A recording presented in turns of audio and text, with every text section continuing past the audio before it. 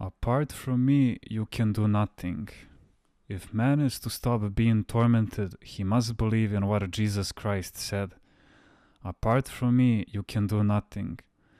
This means that man must lose hope in himself, in a good sense, and put his faith and trust in God. When someone loses hope in himself, again in the good sense, it is then that he finds God. My every hope I place in you. Even the most spiritual people do not have their life secured, and that's why they keep themselves constantly in the security of God, entrusting themselves to God and giving up any hope in their own ego, for it is this ego which brings man every spiritual misfortune. Self-confidence is our greatest and worst enemy, because it can suddenly blow us up and leave us in utter misery on the street. When a man has self-confidence, he is bound and unable to do anything, or is left to struggle alone.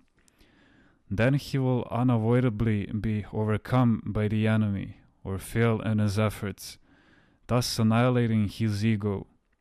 Often the benevolent God very wisely provides for us also to see his divine intervention in the failure we had with our self-confidence. When one observes and examines every event that occurs in his life, he acquires experience, becomes careful, and thus progresses. Christ first asked for faith in the power of God, and only then would perform a miracle. If you believe in the power of God, you will be healed, he used to say. Not as some wrongly say today. Man has powers, and if he believes in his powers, he can do anything. Doesn't the gospel teach us to believe? We agree therefore with that teaching. Yes, Christ did say, believe.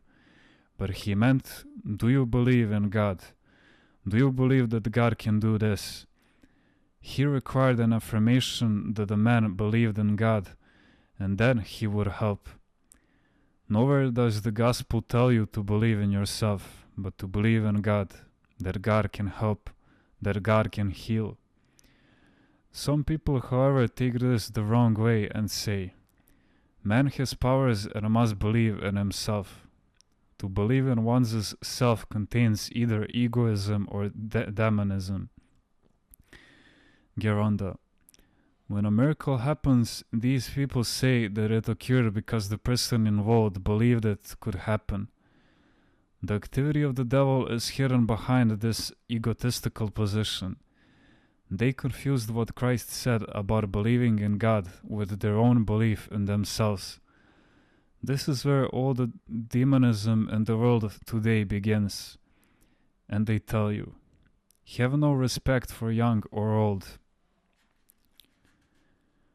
To acquire your own personality. This is why you hear slogans like, trample on them, destroy them, so that you can succeed.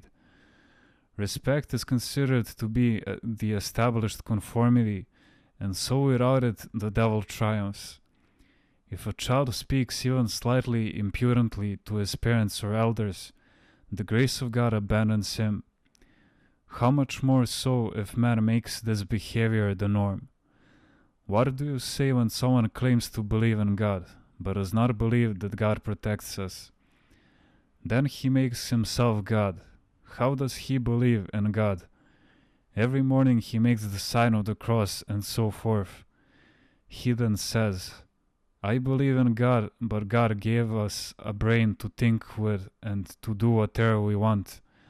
Or he may say, I am God. Doesn't the sacred scriptures say, you are gods and all of you sons of the Most High? He doesn't think that to be God through grace, one must have the grace of God, but in his mind he simply makes himself God. It is one thing to have the grace of God and to become God through grace, and quite another to make himself God. This is the confusion.